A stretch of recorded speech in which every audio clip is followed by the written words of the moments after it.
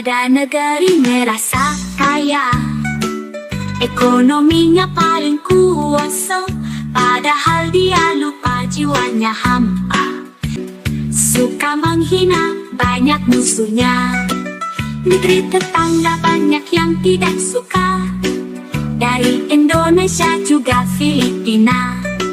Negeri tetangga banyak yang tidak suka, dari Brunei sampai Singapura. Negeri tetangga.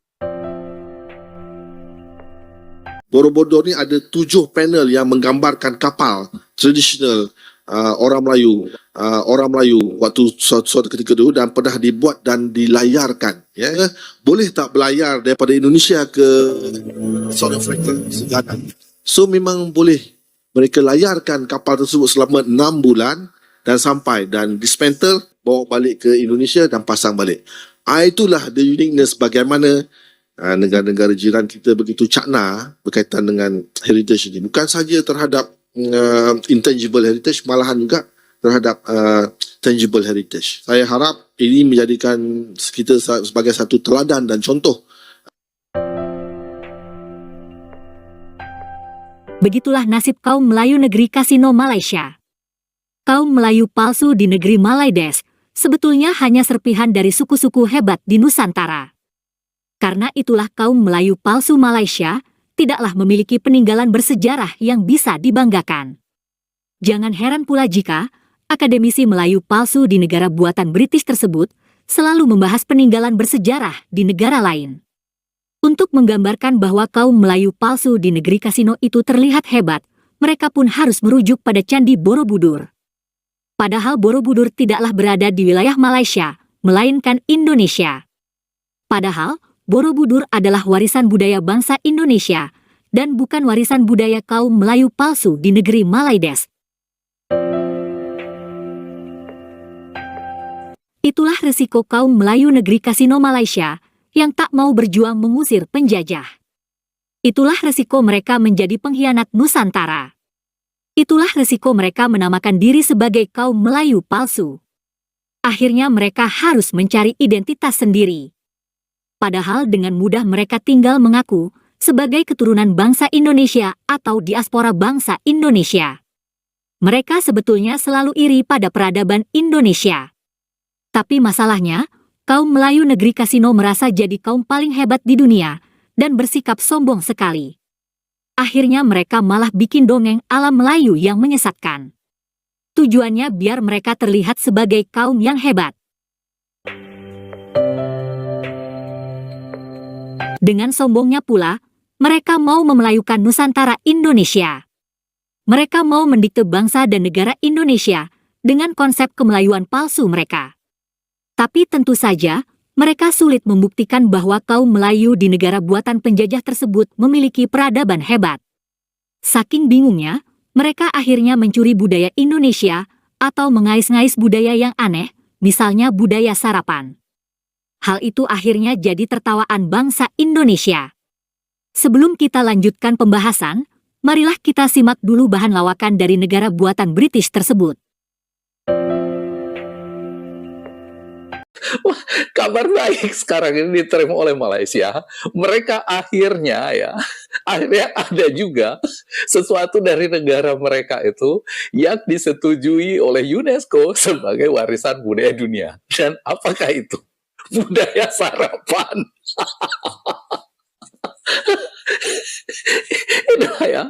Negara yang haus validasi ini akhirnya mendapatkan pengakuan dari UNESCO kalau ada budaya mereka itu yang layak dipertahankan, dan itu adalah budaya sarapan. Benar-benar nggak penting gitu ya. Di seluruh dunia ini orang punya budaya sarapan gitu. Tetapi mereka ya dengan segala macam argumentasi apa segala macam mengajukan budaya sarapan mereka itu kepada UNESCO, dan akhirnya disetujui gitu ya, dan itu dirayakan benar. Di kolom komentar sejak hari Sabtu pagi saya melihat permintaan agar saya membahas tentang kosakata sarapan, atau lebih tepatnya budaya sarapan yang baru saja diresmikan oleh UNESCO sebagai warisan budaya tak benda dari Malaysia. Saya meminta maaf karena saya tidak bisa langsung merespon karena akhir pekan kemarin saya ada acara dengan keluarga, jadi saya tidak bisa langsung membuatnya. Di dalam waktu yang sama, saya juga berusaha mencerna sebenarnya apa sih yang diobrolin tentang budaya sarapan ini. Suatu kejutan untuk saya sendiri bahwa ternyata bisa ya budaya sarapan itu diakui oleh UNESCO sebagai salah satu warisan budaya tak benda.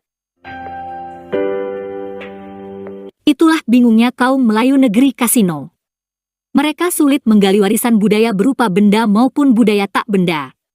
Selanjutnya, marilah kita simak pembahasan akademisi Malaysia tentang warisan budaya tak benda. Mereka pun akhirnya merujuk pada peninggalan bersejarah di Indonesia.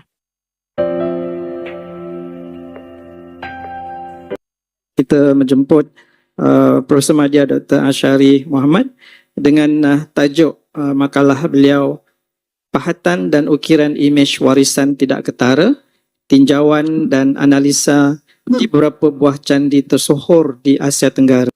Saya nampak ada beberapa tapak yang pernah saya lewati, pernah saya buat kajian, terutamanya di alam Melayu ini, Asia Tenggara, terutamanya di Indonesia, Vietnam dan Cambodia yang saya akan share lepas ni.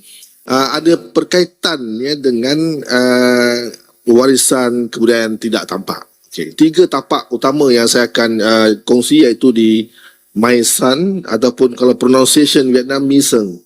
Di Hoi An di Vietnam, saya rasa ada di kalangan kita dah pernah ke sana. Satu lagi tapak yang semua famous, semua pernah pergi saya rasa, di Candi Borobudur di Magelang itu, dan satu lagi ialah di Angkor Wat ya. Jadi hakikatnya ketiga-tiga kuil ataupun monumen candi ini sebenarnya bukan sahaja memberi impak besar kepada warisan ketara, malahan juga hakikatnya kepada warisan tidak ketara. Mereka, of course, negara Cambodia, negara miskin, tidak ada kewangan, tetapi sponsor banyak, tetapi mereka mempunyai nilai heritage yang begitu agung, banyak, bersepah banding kita. Okay, next. Borobudur. Borobudur juga begitu.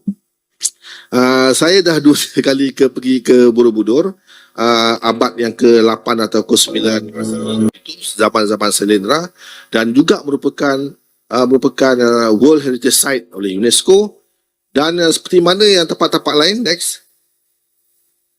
Okey, Candi Borobudur juga memaparkan banyak peristiwa sehinggakan cita-cita haiwan Jataka juga diukir di situ. Saya rasa ramai di kalangan kita pernah ke sana, dan yang mana belum pergi, saya sarankan eloklah pergi ke sana ya, melihat peninggalan seni warisan yang begitu unik di sini. Ini antara saya, bila masa tu ada pelajar saya seorang cuba nak buat kajian berkaitan dengan seni muzik, permainan muzik, alat muzik. Jadi saya kata mereka pergi Borobudur, ambil panel-panel yang berkaitan alat muzik saja. Banyak. Sekiranya siapa nak buat kajian tentang pakaian ataupun seni perhiasan, fokus pada itu saja. Memang banyak data-data di situ, tak perlu pergi tempat lain. Satu benda yang menjadi ilham kepada saya, lately ini saya lebih menjurus kepada maritime archaeology, dan di Borobudur ni ada 7 panel yang menggambarkan kapal tradisional orang Melayu waktu suatu ketika dulu, dan pernah dibuat dan dilayarkan ya. Mereka bukan saja, mereka ambil contoh. Kalau tadi tarian tarian intangible heritage, tapi kali ini mereka melihat image kapal layar yang dipahat pada dinding Candi Borobudur itu, lalu mereka bina semula kapal tersebut, diberi nama Samudra Raksa, dan di bawah candi tersebut lebih kurang 200-300 meter ada satu galeri ataupun mini museum khas ditempatkan kawasan perkapalan, kapal yang telah dibuat semula tu based on that panel, dan dilayarkan semula pada 2006, dipraktiskan semula. Boleh tak berlayar daripada Indonesia ke South Africa sekarang? So memang boleh mereka layarkan kapal tersebut selama 6 bulan dan sampai, dan dismantle, bawa balik ke Indonesia dan pasang balik. Itulah the uniqueness bagaimana negara-negara jiran kita begitu cakna berkaitan dengan heritage ini. Bukan saja terhadap intangible heritage, malahan juga terhadap tangible heritage. Next, warisan tidak ketara pada hakikatnya tidak kelihatan atau kita dengar, ya. Tetapi jika ia tidak dipersembahkan atau dilakonkan semula, lost begitu saja. Tetapi sekiranya kita kreatif, kita boleh gambarkan, kita boleh gayakan, kita boleh musikkan dia menjadi seperti mana yang saya tunjuk gambar tadi.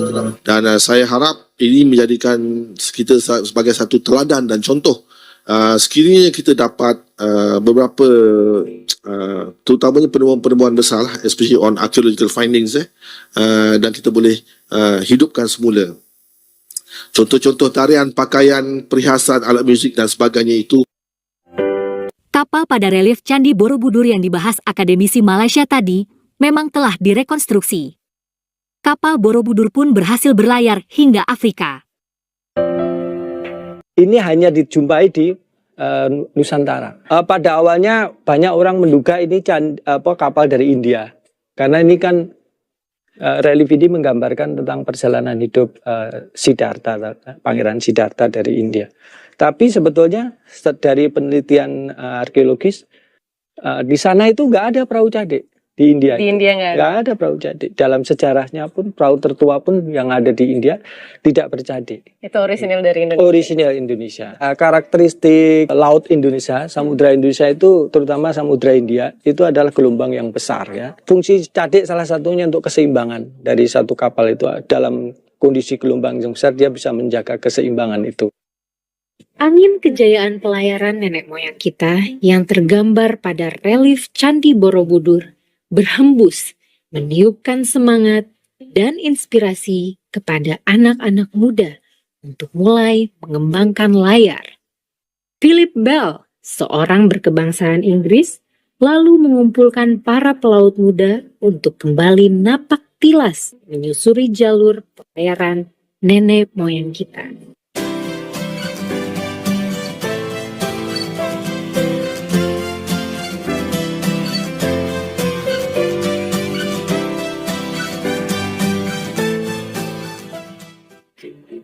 Dengan dukungan dari pemerintah Indonesia dan internasional, terbentuklah susunan 20 awak kapal yang dinahkodai oleh anak bangsa bernama I Gusti Putu Ngurah Sedana. Ya senang juga, kaget juga. Biasanya kita di kapal modern, ini di kapal betul-betul yang tidak punya mesin pokok, jadi 99% berlayar menggunakan angin. Begitulah hebatnya peradaban Indonesia dan bingungnya kaum Melayu negeri Kasino Malaysia.